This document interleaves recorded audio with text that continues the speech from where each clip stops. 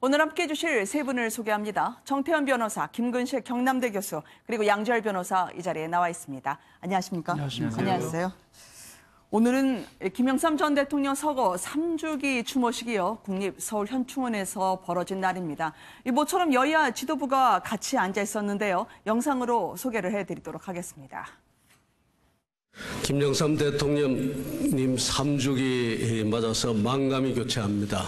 1983년에 목숨을 건 단식투쟁을 하셨고 그것으로서 흩어졌던 민주진영을 하나로 모아내셨습니다. 탄핵 사태를 겪으면서 대한민국 보수진영이 뿔뿔이 흩어져 있는 이런 상태에서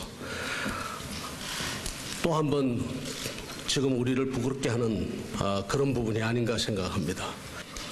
평생을 국민과 함께한 문민정부의 첫 대통령으로서 이 땅의 자유민주주의의 새로운 시대를 열어주신 김영삼 대통령님. 우리는 대한민국 역사의 거산이셨던 김영삼 대통령님 영면 3주기를 추모하기 위해 이 자리에 함께했습니다. 모처럼 여야 지도부가 한자리에 모였던 날입니다. YS가 했던 통합의 정신을 기리는 자리가 됐을까요? 앞서 소개드렸던 이틀 전에 자유한국당에서요. 따로 이렇게 당 차원의 추모식을 가졌었는데 말이죠. 양지열 변호사님, 이 작년과 재작년에는 이렇게 분위기가 뜨겁지는 않았었거든요. 갑자기 왜 이렇게 했을까요? 자유한국당에서요. 네, 시청자분들도 조금 혼선이 있으셨을 것 같아요. 오늘 이루어진 추도식이 공식 추도식이고 그렇죠. 직전에 처음 보였던 건 자유한국당이 이틀 전에 별도로 자유한국당만의 추도식을 가졌던 겁니다. 물론 이제 김무성 전 대표 같은 경우가 YS로부터 정치적 자기네 아들이다 이런 표현까지 쓰고 상주다라는 표현까지 썼지만 조금 의아스럽긴 해요. 자유한국당만이 별도로 추모식을 가질 것인가. 이 얘기는 어찌 보면은 현재 이제 박 전 대통령의 탄핵 이후로 자유한국당이 당 차원에서 위기를 겪고 있고 또 어떤 정통성 이런 것들을 좀 세워야 되는 그런 측면인데 그렇다고 해서 박정희 전 대통령을 일각에서는 자유한국당 내부에서도 계속해서 꺼내고 있긴 하지만 한쪽으로 너무 치우친다는 그런 얘기도 있지 않습니까? 또 하필이면 자유한국당이 겪고 있는 지금 문제점 중에 하나가 친박이냐 비박이냐를 가지고 다투고 있는 상황이기 때문에 박정희 전 대통령을 이렇게 더 모신다는 건 또 친박이 강도될 수밖에 없는 상황이다 보니까 그래서 아마 그런 어떤 돌파구로서 어떤 상징성을 마련해보자는 계기에서 자유한국당이 따로 추모식을 가졌던 게 아닌가 조심스럽게 추측을 해보는 거죠. 네. 시대의 거목 그리고 대도무문이라는 것까지요. 큰 현수막에 내걸었던 자유한국당인데요. 김근식 교수님.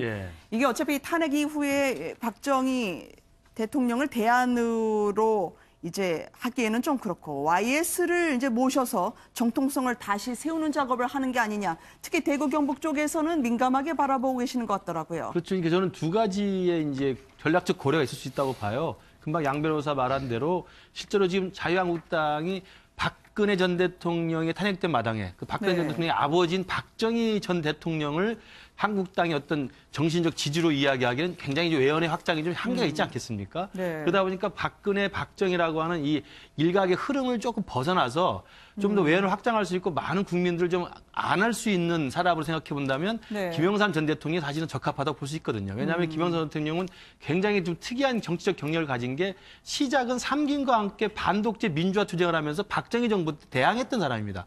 박정희 정부 때 고난도 받았던 사람이고 그렇기 때문에 반독재 투쟁에서는 오히려 야당, 지금의 더불어민주당과 궤를 같이 하지만 1990년에 3당 합당으로 민자당으로 합류한 다음에는 그게 신한국당으로 이어지고 새누리당, 한나라당으로 이어지면서 사실 지금의 자유한국당의 뿌리를 또 만든 사람이거든요.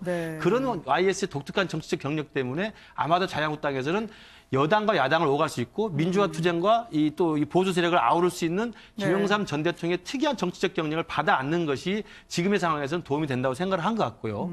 두 번째로는 지금 말씀하신 것처럼 지금 부울경, 부산, 울산, 경남 이른바 PK라고 하는 영남 지역에서 문재인 대통령의 지지도가 지금 많이 떨어지고 있기 때문에 YS 하면 부울경의 또 정치적인 또 상징 아니겠습니까? 그래서 YS를 내세움으로써 지금 문재인 대통령의 정치적 고향이라고 할 수 있는 부산에서부터 지지도가 떨어지고 있는 상황에서 그 지지도를 지금 자유한국당을 흡수하고자 하기 위해서는 또 YS라는 상징적 인물을 좀 내세우는 게 맞지 않겠는가. 이런 두 가지의 고려가 좀 작동했다고 봅니다. 아니 지하에 계신 김영삼 전 대통령은 그럼 좀 있을 때 잘하지 왜 이제 와서 할까라고 생각을 하시지 않을까요? 작년, 재작년만 하더라도 이런 분위기가 아니어서 말이죠, 변호사님.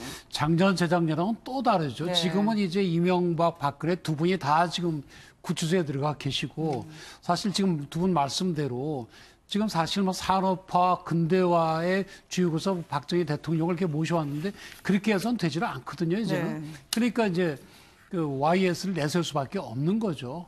그런 점에서 정치 상황이 많이 달라졌고 특히 이제 김병준 비대위원장 입장으로선 새로운 가치를 좀 내보여야 되고 네. 새로운 비전을 제시한다는 차원에서 YS로 돌아가자. 뭐 이런 것이 적합하다고 볼 수가 있는 겁니다. 네. 뭐 김현철 교수 같은 경우에도 이제 민주당에 계셨었지만 이제 탈당을 고려하고 있다라고 이야기를 하던데요. 이영자라고 하는 20대 영남 자영업자에서 앞으로 집중적으로 또 자유한국당이 부각시킬 가능성이 높을 것 같거든요. 그렇습니다. 교수님. 지금 정당 지지도나 문 대통령 그 국정 운영 지지도 같은 걸 보면 최근에 계속 지금 하락 추세이고 그 하락의 가장 두드러진 모양을 나타내는 게 연령으로는 20대, 직업군으로는 자영업자, 지역으로는 영남이거든요. 네. 이 이영자라고 하는 현상이 지금 사실 민주당으로서는 굉장히 뼈아픈 대목이고 자유한국당으로서는 여기에서 또 어떻게 반전의 계기를 찾겠다고 하는 생각이 있을 텐데 그러려면 YS라는 인물이 가장 거기에 맞는 거죠.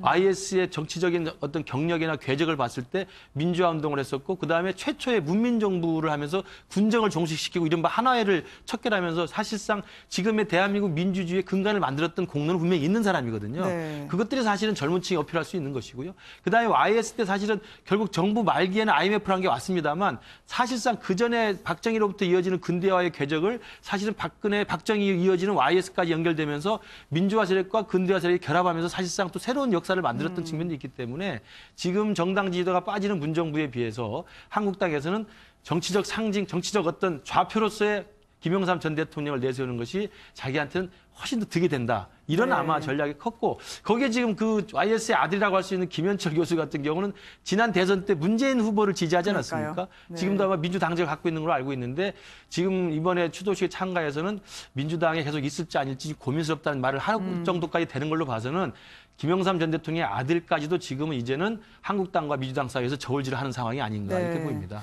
뭐 잠시 뒤에 이재명 지사 때 하겠습니다만 이번 문재인 대통령 지지율 보면 영남에서 상당히 하락폭이 컸었죠.